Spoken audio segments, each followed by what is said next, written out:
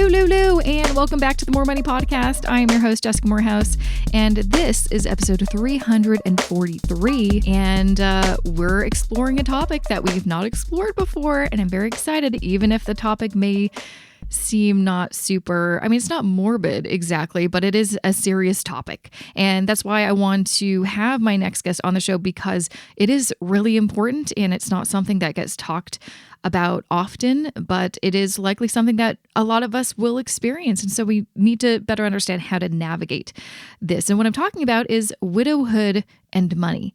I have had some guests on the show to talk about divorce, but, when you become a widow or a widower, it's a different situation. Sometimes it is sudden. Sometimes you do have some time to plan. And that's why I wanted to have Richard Dree on the show. He is a financial advisor with over 20 years of experience, and he has some personal experience with this topic. In 2020, he lost his wife, Mary, after a battle with cancer. And it is his legacy to her to help others navigate their journey through grief. And he helps people in transition, whether it be through death or divorce. And he also has a podcast himself called Widowhood and Money. So if you want to check that out after listening to this episode, if this is something that you want to learn more extensively about, just make sure to check out his podcast where he talks about widowhood and money and, relationships. And in the process, he hopes to really help people understand a little bit more about themselves and honestly, how to move forward with knowledge, strength, and also optimism. And so we have a lot of things to touch on and explore in this episode with Richard. And I know you're going to really find a lot of value out of it. But before I get to that interview, here's just a few words I want to share about this podcast season's sponsor. This episode of the More Money Podcast is supported by Desjardins. Does your financial institution share your values? Because Desjardins is about more than just money. They are on a mission to enrich people's lives and improve the economic and social well-being of Canadians everywhere. Desjardins' main goal as a cooperative is to support its members and make a positive impact on their communities by providing exceptional customer care, offering a variety of financial services, and above all, listening to its members. They've also been at the forefront of sustainable investing as one of the first financial institutions to offer responsible investment portfolios. To learn more about Desjardins and how they're a cooperative making a difference, visit Desjardins.com. Welcome, Richard, to the More Money Podcast. I'm so excited to have you on the show. Well, thank you, Jessica, for having me. I'm looking forward to our discussion today. Yes. It's sort of a somber topic, but I think an important topic. And that's why I really wanted to have you on the show, is because one of your areas of expertise, I know you have many, but one of your areas is helping people navigate what happens, in the event that you become a widow.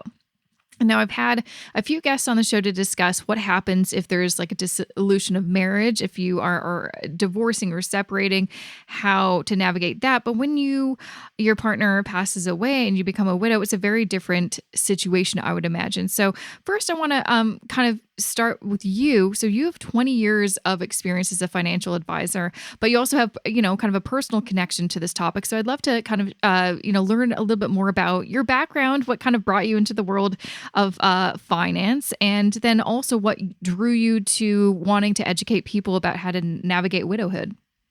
Yeah, well, thank you, Jessica. Very good way to begin. So I actually have closer to 30 years of financial planning experience. Well. Yeah, I think in 2023, next year, it'll be 30 years that I've been in the profession.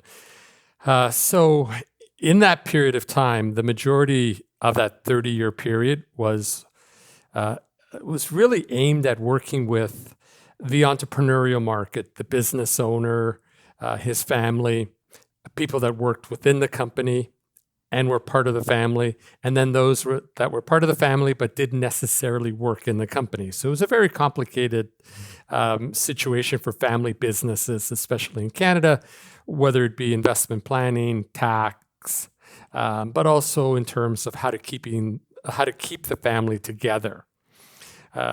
Often it is said that a happy family or a family that works together will have a successful business. It doesn't work the other way around. Just because you may have a successful business, you don't necessarily have a successful family. And I think most people, when they do finally lie on their deathbed, they wish they had a successful family, a very loving family. So I worked with that group for years and years, and I enjoyed it tremendously. My life changed in January of 2020 when my wife actually passed away, sadly. It was not unexpected, but as most widows and widowers would probably say, that it doesn't matter. Even if you waited for it and you expected it and you knew it was inevitable, it's still a shock. So my life changed both from a personal perspective and a professional perspective. So what I did after January of 2020, during COVID, which put everything a little bit on a slow path, but anyhow, I started researching from not just my own feelings, but what other widows and widowers were facing, both from a financial component or financial aspect, but also from an emotional aspect.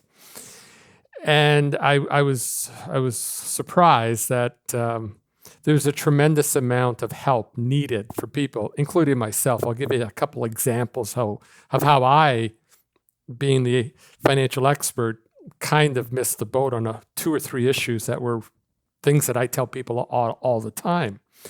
So from that day onward, I still work with business owners, but all my new clients at the moment, and I should mention I work with Scotia McLeod. We're in Midtown Toronto. I'm a financial advisor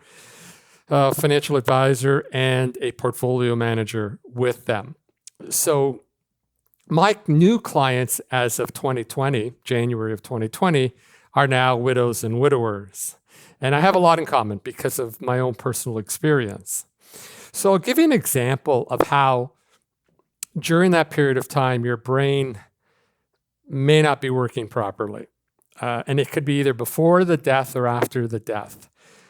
So we were married, Mary and I, for 33 years. And as I mentioned, I've been a financial advisor for many of that period. And I put our family house, our home, in Mary's name. And as you know, matrimonial homes are divided 50-50 in the event of a marriage breakdown. But that's not what I did it for. I did it in the event that if I became subject to a lawsuit, I didn't want the family home to be affected. And I think it's a common practice with business owners. Mm-hmm. Well, it turns out that I forgot I had done that. And Mary was about to pass. And I'm not kidding, I felt very, very badly, but I realized it about 3 or 4 days before she passed away. And you know, the probate fees in Ontario, Toronto, Ontario, Canada, is about 1.5%. And then you get access to the home or you get ownership to the home. Well, we unfortunately, we had to have a lawyer come to the hospital who redid the ownership of the home. I put it into joint ownership because I didn't have the heart to put it into my name. And then when she did pass away, I moved it to my name. But if I hadn't done that, and I have heard widows and widowers not do that, and it'll cost them 1.5% when the first spouse dies. And then when the second spouse dies, like when I die, there's another probate fee. So it's ridiculous. I don't know how I forgot to look at that, but looking back now, it's the last thing you're thinking about. Mm-hmm. But it is very important. So that's where I've been, and I look forward to hopefully working with widows and widowers from a financial planning standpoint for hopefully many years to come. Absolutely. So since you kind of mentioned this was, that could have been a potential huge, financial, burden that if you hadn't realized that in those days to make that change, that would have been, a big impact on your finances. What are some other things that people should know? Like, it may be easier to plan these things, like maybe in a situation where it's not such a sudden situation, but maybe not. You can plan for these things well in advance. So what are some things that people should look out for? Some of those maybe documents that they may not realize. Do you have your spouse on that people, who are in a partnership should make sure they've got their kind of ducks in a row? Yeah, good point, Jessica. I think you have to start with a will. As you know, most Canadians will die without a will. And it doesn't have to be that way. I know we feel we're going to live forever, but start with a will. If you don't have a will, even if you're not sick or your spouse isn't sick or your partner isn't sick, you need a will. Okay, but let's assume you need a will, and you do. Some couples have very old wills that they created when they were first married or first child was born, and it may have to be revisited, especially if you still have children under the age of 18. So I think the will is probably the most important component. And then what I would look at then is I would look at if you're employed, look at your employer pension benefits. Like, who is the beneficiary of your any life insurance that you may have already bought? Because after you get sick, I don't know if you can buy any.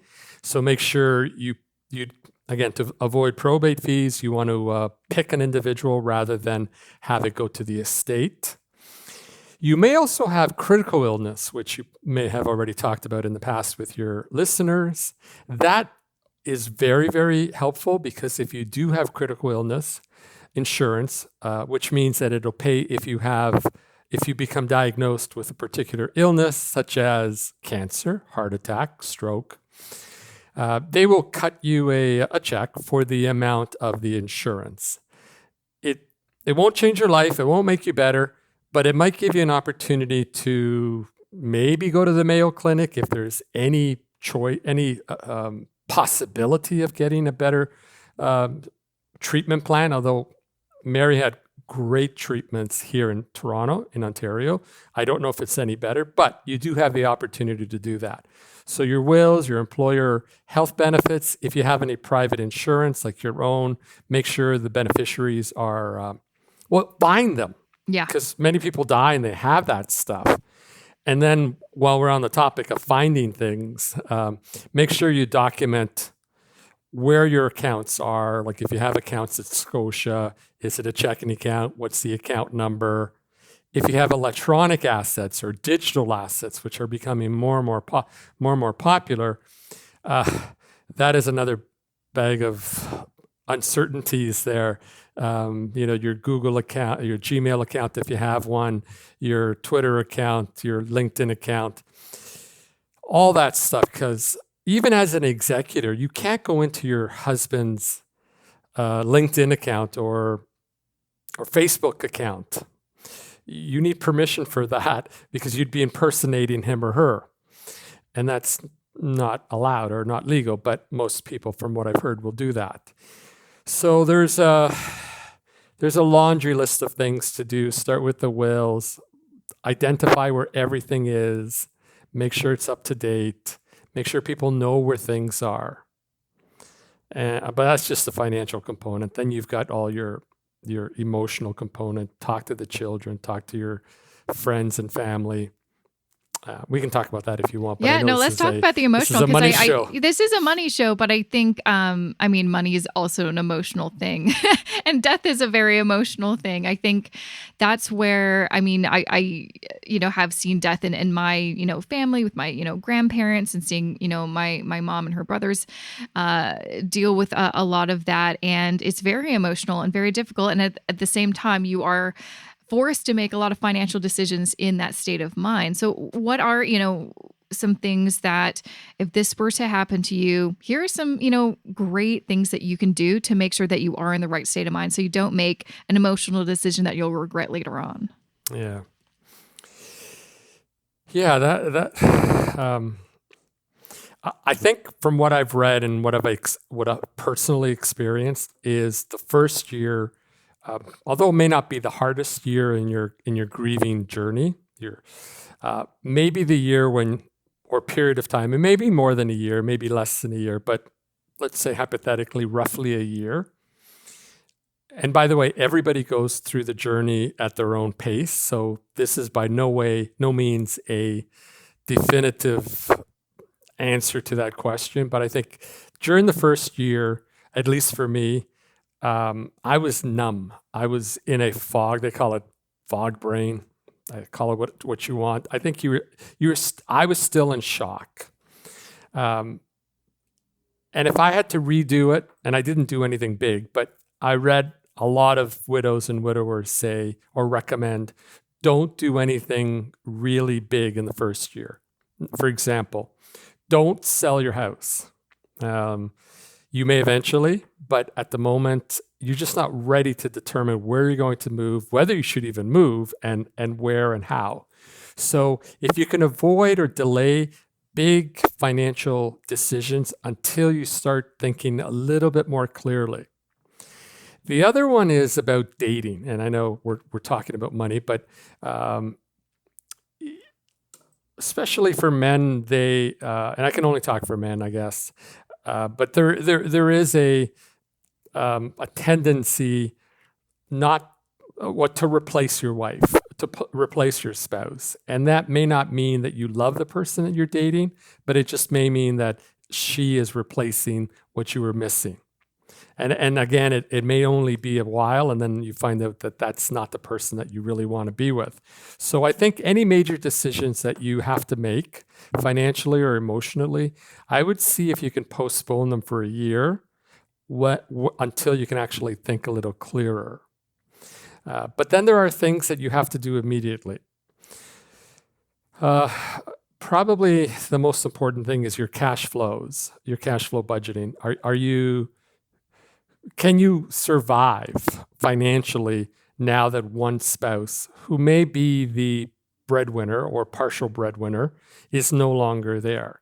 So we start with cash flows. Like, is there enough money from, the savings or any pensions or any survivor benefits, work?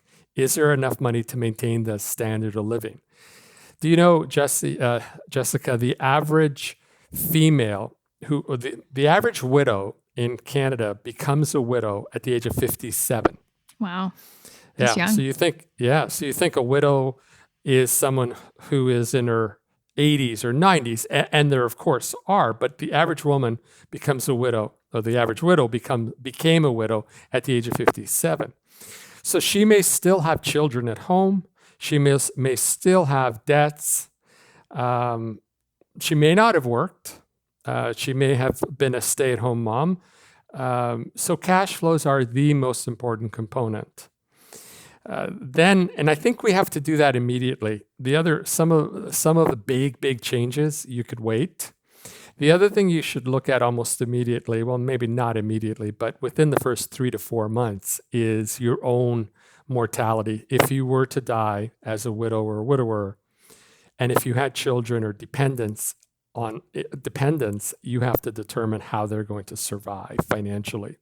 So you need your own will, and maybe you need life insurance, and you need to evaluate how, if you still have a kid who's in university, like my youngest is still in third year, so she still needs education funding and a little bit of cash flow here and there. But fortunately, the high cost years are over for me. But if I was younger, if I was say 50 or 55, then I might still have more of those years.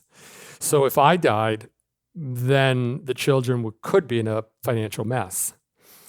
So those are two areas that you want to look at very quickly. Widows and widowers are, in my opinion, they're disadvantaged. And I know we don't give them enough credit.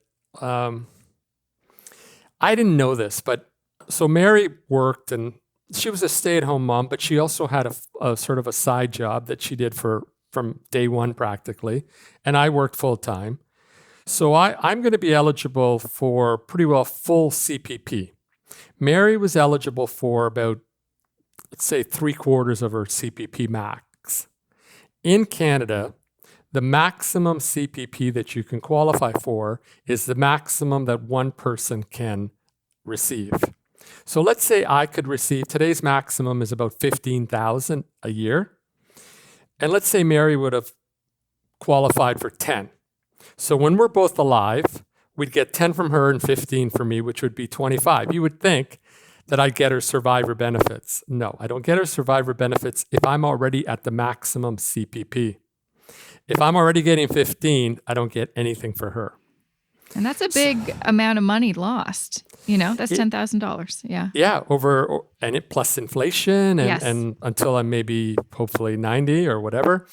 Don't forget the old age security. You lose OAS immediately. Once she died, I didn't qualify for it.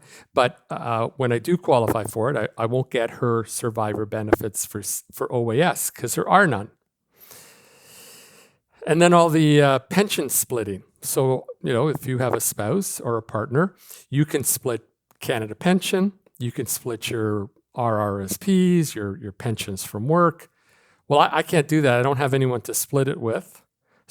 So I could have potentially clawback for my OAS, higher tax bracket.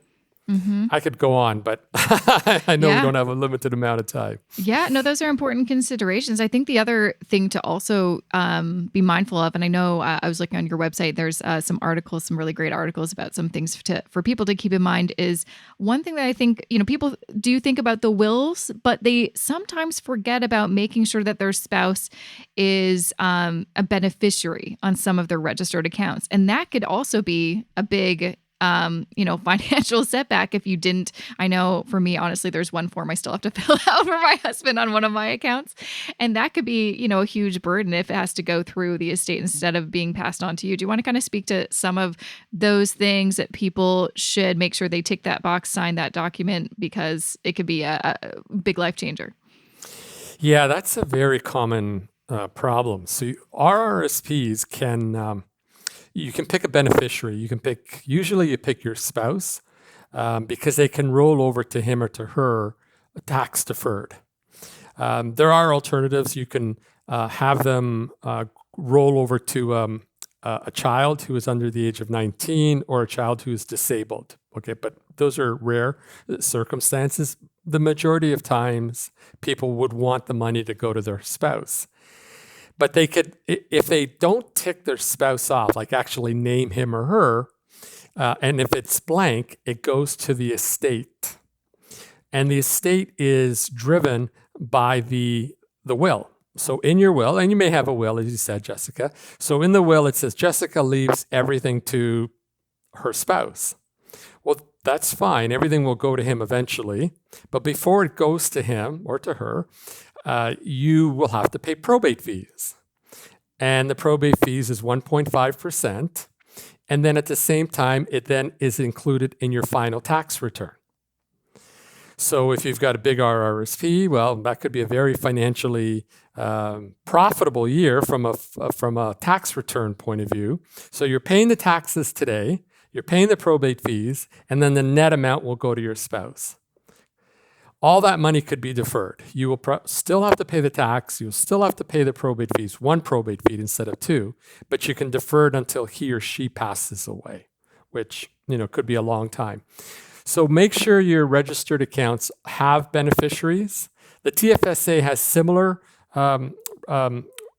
beneficiary designations where you could say, I'll allocate it to my spouse's TFSA, so it rolls into her TFSA, or it could go to her, but it could go to her net outside of a TFSA.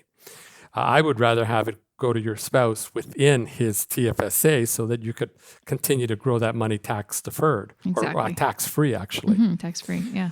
So that's a good question and a good point. Go through all the assets. Oh, life insurance as well. Some people buy life insurance and allocate the estate as a beneficiary. Same issue. probate Well, yeah, fees. very well. You could have had a marriage that dissolved, then you got remarried. And I've heard people, oh, I forgot to update the spouse, or I wasn't married, but I got life insurance a long time ago and it still has the estate. So it's one of those things where it's like, if you're doing some spring cleaning or whatever with your accounts, that is such an important thing. Especially too, I feel like with work, maybe you started work when you're in your 20s, now you're in your 40s and you never updated that beneficiary on that form. Right. Totally correct. It's a very easy mistake or something you could forget, but it could end up costing a lot of money. I know we don't think we're going to die. We don't think we're going to become disabled, but it does happen. And unfortunately, it happened to Mary. As you get older, you probably see some of your friends going through the same thing. And then disability, that's another huge issue. So you kind of talked a little bit about the importance of cash flow, and that's kind of like your immediate situation. You've got bills to pay no matter what's going on in your life. But like you said, there could be people who they took time off work to raise the kids, or they worked part-time. It is, I can imagine, like especially that first year when you're really dealing with this completely new life, difficult to figure out, okay, well, I have half as much income coming in. How can I afford things? I mean, you said not to make any big rash decisions like selling the house or moving or anything like that. But in your experience working with clients, what are some things that people can do to kind of make up for the lack of income? Is it just about, okay, now it's about cutting back and then looking for more work? Yeah. Mm-hmm. Yeah, there's no magic wand where you could create extra money. So I actually had a very similar case of that. He was a dentist, very profitable dentist office or dentistry office. And they lived a pretty good life, accumulated quite a bit of debt. Most of it came from medical school and all the equipment that he had to buy. Unfortunately, he died young. They had 3 little children at the time. She didn't work. She couldn't with 3 kids, and he was working, 20 hours a day. Their agreement was that she would take care of the housework or the homework. It turned out that we sat down and we looked at everything we possibly could. We said, okay, should we keep the house? Should we sell the house? We ran a bunch of scenarios, and it turned out that we just couldn't keep the house, not in the condition. It was just too much of a monthly bill to pay. And so she scaled down. Then we looked at private school. Well, it was all connected, but we looked at the private school for the kids. They were beginning private school. Unfortunately, we had to recommend taking them out of private school. And then we had to recommend that she would go back and get a full-time job, hire help. She did actually. They even had life insurance. I think they had close to $1 million of life insurance, and it's still he had a bit, but not enough. But it gave her an opportunity. That $1 million of life insurance allowed her to. It gave her time to think, and so immediately, as you know, within a month, you'll get the check from the life insurance company. And you could then pay some bills. You can pay the funeral if it hasn't been pre-arranged. You can buy groceries. You can pay the mortgage. You can pay education expenses. But eventually, you have to start planning what to do with it in more of a long-term perspective. So I think the best thing to do there is to pre-plan. You can't do it afterwards. You may have to make some very difficult choices. So as you probably have done with your spouse, you do a what-if scenario. What if A dies today? How will B be financially affected? And then just turn the table around and do it for you and see if he needs financial help. So it's like, when's the best day to plant a tree? 40 years ago. If not, today. Do it today. Mm-hmm. Well, I guess that's another kind of point that you mentioned is they had life insurance, so they did the right thing, but it wasn't enough. And so that's another, I think, thing where you do need to revise, not just like who's the beneficiary on the form, but do you have enough? For example, I think a lot of people forget they get it. They set it and forget it, and they don't realize, oh, we just upgraded to a more expensive home. You need to also look at, is the life insurance you have now going to be enough? So like me and my husband bought a new home. It's much more expensive than the previous home that we had. So we had to get another life insurance policy because I'm like, if I die or you die, we wouldn't be able to pay off the house with the money that we have. And I wouldn't want to force my spouse to sell the house right away so they can continue living. So that's, I guess, another thing to revisit is, are you covered enough? Because you may not be. They seem to do well, and they had $1 million policy, and it wasn't enough. And that's terrible. Yeah, $1 million sounds like a lot of money, but when you factor in 3 kids, they're very, very expensive to raise and to educate and to put them in hockey or whatever. You may not have enough, and you don't think about it.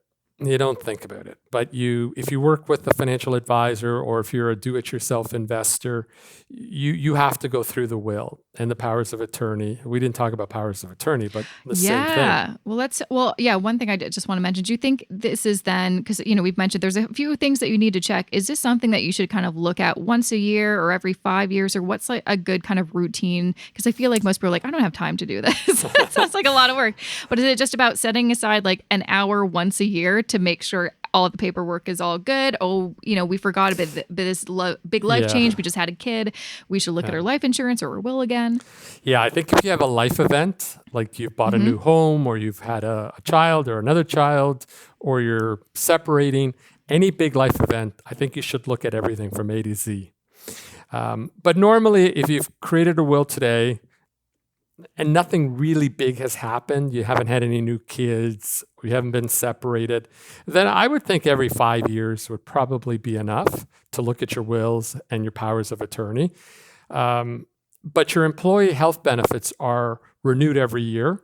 Take a moment there. Don't let the default kick in, and evaluate, okay, I have life. Do I have enough life? Do I have the right beneficiary? Okay, I have disability. Do I have enough disability? Okay, great.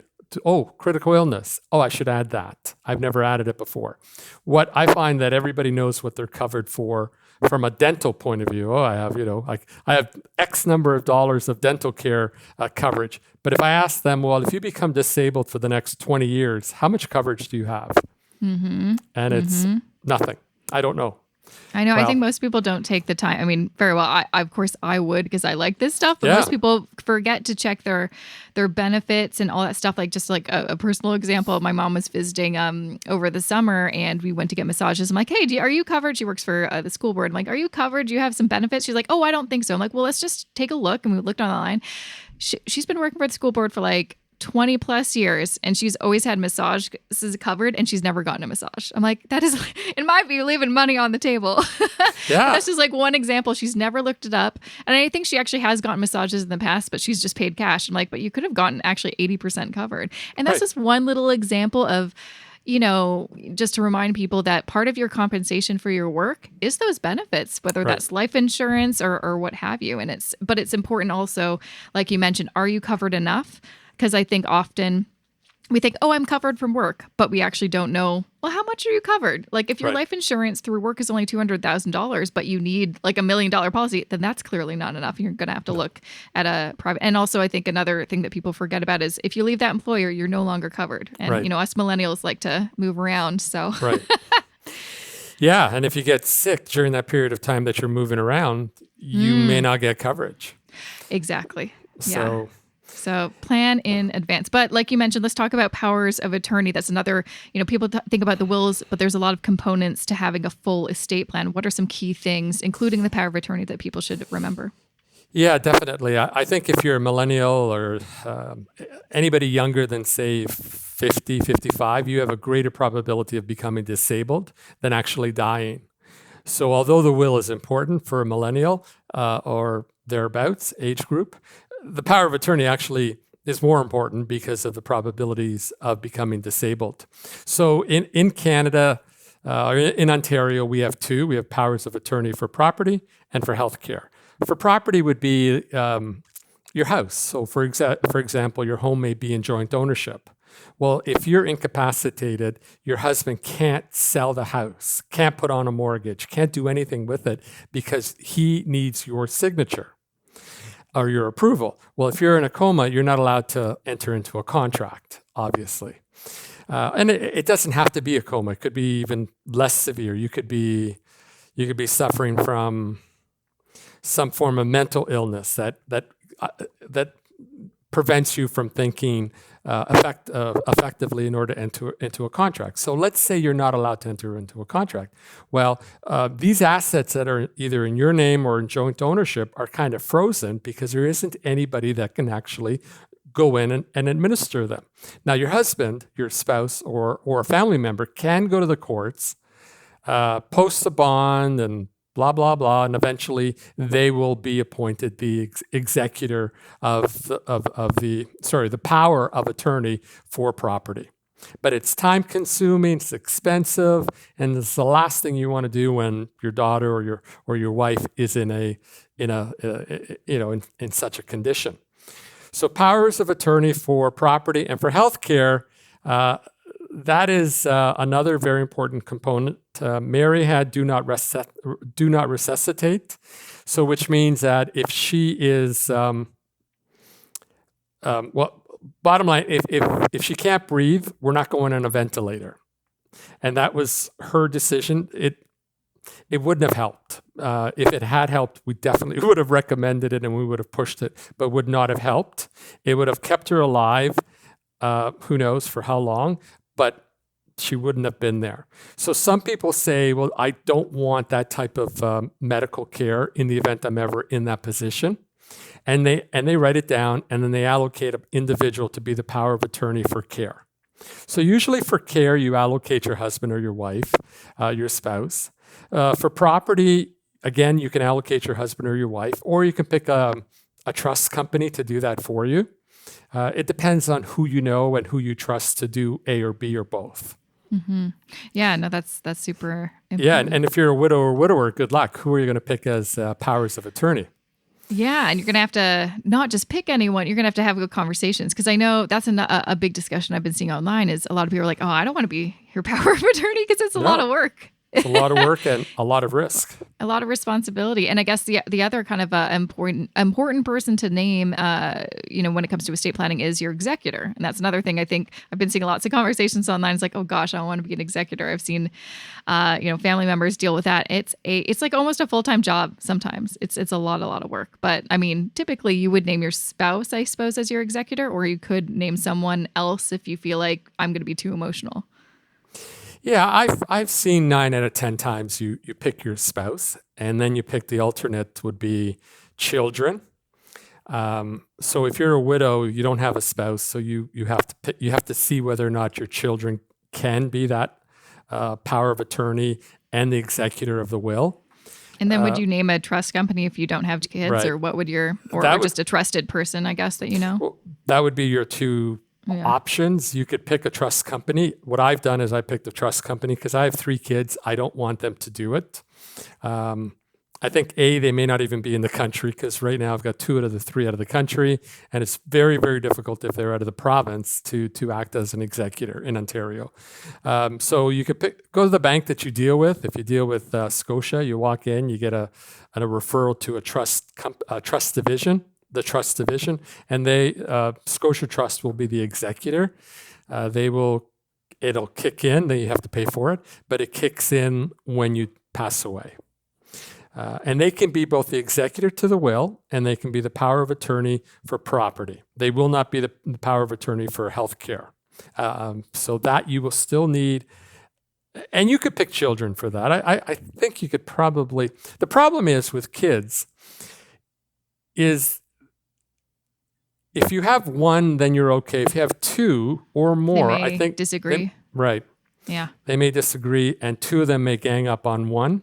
Mm-hmm. If you have 3 or more, or if you have 2, they may be both very, very determined in their ways, mm-hmm. and there's no budging or negotiating or compromising. So the last thing a mom or dad wants is to have their children argue about the estate after they're gone. So consider a trust company, a trusted individual too. If you're going to go with a trusted individual, make sure they are younger than you. Because if they're the same age and you do die of old age, then they may not be ready to do that job or around. Then you have to go back and change your will. But yeah, very important documents. And again, you don't have to change them every day or every year. But if anything big happens, like if you do have an executor who dies or becomes incapacitated or moves from Ontario, then you have to go and change that. Well, you don't have to, but it's a lot more difficult if you're out of province. Yeah.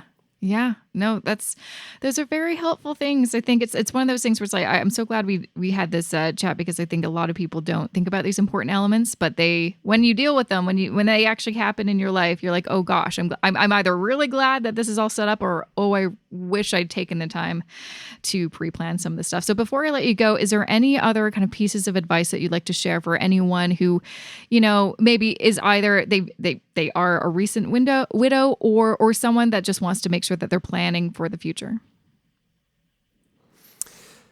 Yeah, I think we've covered a lot. I think if I were to give any advice to widows or widowers at the moment, I'd say don't rush the process of grieving. It may take you a month. It may take you 5 years. There's no right or wrong. So grieve. You must grieve. If you don't, it'll come back, and potentially at a worse time, and it'll be a buildup of grief. So give yourself the time to grieve. Of course, get help. There are some very good sources, grief counselors, psychologists, your friends. But I find friends are not trained in order to help you, but they'll help. Most of them will, they'll listen, definitely, and you should talk to them. But the professionals will give you more help. So I think if I had to do it all over again, I wouldn't have these predetermined, I'm going to do this in a month or 2. Forget your time limits. Just go through it on your own. I mean, at your own pace, at whatever time it takes. It could take a year, it could take more. I've heard people go through their grief journey and it might take them 5 years. Is that unusual? No, it's up to the individual, and it comes and goes. It goes in, it'll go high it'll be very intense for maybe a month, and then it could come down a bit. But then when you think you've moved on a bit, it'll come right back. So widows and widowers should really take their time, and it's unfortunately a sad part of life. Mm-hmm. But it's part of life. It is part of life. We have to learn how to do it. And in Canada or in the West, we ignore death. Unfortunately, we don't give widows and widowers enough attention, or the proper attention. We hear things such as, he or she's in a better place. I feel like saying, no, he isn't. No, she isn't. I need her here. Mm-hmm. What do you mean she's in a better place? How do I get there? Mm-hmm. And we've heard all kinds of really stupid things from... I know. I think it's because, no one knows how to talk about death in North America, because this is not part of our culture, right? And so we're just trying to be like, how could we just move this conversation along, sweep it under the rug and move on? It's like, no, I mean, if you're going through it, you're really going through it. It's difficult because no one will really understand unless they've also gone through something similar. Yeah. So maybe just like flip the coin. If you're not a widow or widower and you are talking to a widow or widower, don't sweep it under the rug. So face it with him or her. Talk to him or her about the person who died. That makes him feel so good that you're acknowledging his wife or her husband, and that you don't even have to say anything too deep. Like you could say, well, geez, I really like when Mary and I went to the bowling alley and we played, 10 rounds or 10 games of bowling. And then we went out for dinner and then the guys met us. And just that alone acknowledges that, hey, other people liked her too. And I'm really happy about that. So acknowledge her. And it doesn't have to be anything really deep, but don't sweep it under the rug. Don't ignore the gorilla in the room.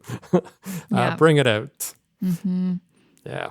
Yeah, no, that's some great advice. And I really appreciate you taking the time to, share some of your personal story and also your advice as an advisor. I really appreciate it. Where can people find more information about you? I know you have your own podcast, Widowhood and Money. Where can they find more information about that and yourself? Yeah, good questions. The Widowhood and Money podcast will be airing in September. We are building a number of episodes that will be released shortly. So watch out for that. But the best way to find me is on my website, which is Richard Dree, and that's Richard, D-R-I, .ca. So richarddree.ca. Thank you. I had trouble with that one. Yeah, very simple. My name.ca. And that you'll be able to locate me there, and you'll find the blogs, and the podcasts will be there as well. Amazing. Well, thanks again for joining me, Richard. It was a pleasure having you. Same here. I really had a good time. Thank you. And that was episode 343 with Richard Dree. You can find more information about him, and he has honestly some really great articles on his website, richarddree.ca. So that's Richard and then DRI.ca. You can also find him on Twitter at DRI Financial, so Dree Financial. And of course, you can also find him on Facebook and LinkedIn. You can find all the links to his social handles and his website on my website. You can find them at the show notes for this episode, jessicamorehouse.com/343. And don't forget to check out his podcast called Widowhood and Money to learn more about this topic. Now, I've got some things to share with you as always, so don't go away. Just want to share a few words about this podcast season's sponsor. This episode of the More Money Podcast is supported by Desjardins. Do you feel valued at your financial institution? Because Desjardins is on a mission to enrich the lives of Canadians, help build stronger communities, and educate its members so they can confidently reach their financial goals. Not only do they offer one-of-a-kind customer care and offer a variety of financial services to fit your needs, as a cooperative, they put their members first. So if you're looking for an institution that's making an impact, look no further than Desjardins. To learn more about Desjardins and how they're making a difference, visit desjardins.com. All right, first and foremost, because I don't know if I've mentioned this in the past few episodes, maybe I have, but I'm just going to remind you, I am giving away a ton of books. Whenever there's an author who is on the book, I give away a copy of their book. And you can find information in the show notes, of course, but you can just go to jessicamorehouse.com/contest. That is a very easy, link to remember to enter to win one of the many books that I'm giving away. And currently, and I am going to be adding some more books to this contest as the guests, keep on coming on the show. But I'm giving away a copy of Becoming Superwoman by Nicole Lapin, The Bogle Effect by Eric Balchunas, Seen, Heard, and Paid by Alan Henry, Untying the Knot by Kelly Lavallee, and of course, the most recent author I've had on the show is Dr. Zakia Akureli, and I'm giving away a copy of her book, Dump Your Degree. And again, all that info to enter is at jessicamorehouse.com/contest. But if you want some other reminders, like in your email inbox, then you may want to subscribe to my email newsletter. You can just go to jessicamorehouse.com/subscribe to find information about that and to sign up. I really don't pester you that much, honestly, probably because sometimes I'm like, oh, right, shoot, I should probably send out a newsletter. But it's probably the most I'll email you is honestly like twice a month. Sometimes it's once a month. But I do use my email newsletter as a way to let you know of, things that are happening that I may not get a chance to on the podcast because sometimes I record these in advance. So if, for example, I'm doing a speaking thing or there's an event that you may want to know about, whether it's in person or virtual, if there's just any other kind of cool announcement and I want you to know, I let my email subscribers know first. But of course, I also usually share that information on, my Twitter and my Instagram. So you can also follow me on there. So I am at JESSI_Morehouse on Twitter and at Jessica I. Morehouse on Instagram. And also, if you don't know, I'm also on YouTube. So very different than the podcast. They are informational videos about a certain topic, but I do not interview guests. It is just me talking to you. And so if you want to check that out, you can easily do that. YouTube.com/ I think it's now, I can use my username, which is at Jessica Morehouse. So it's like youtube.com/ @JessicaMorehouse. But again, it's linked in, my website, and you just Google Jessica Morehouse within YouTube and you'll be able to find me there. That's kind of all I've got to share with you at the moment. I'm sure there's more things I'm going to share in the near future, but I'm not ready to. So, thank you so much for listening. A big shout out to my wonderful podcast editor, Matt Rideout, and I will see you back here next Wednesday for another episode of the More Money Podcast. Have a good rest of your week.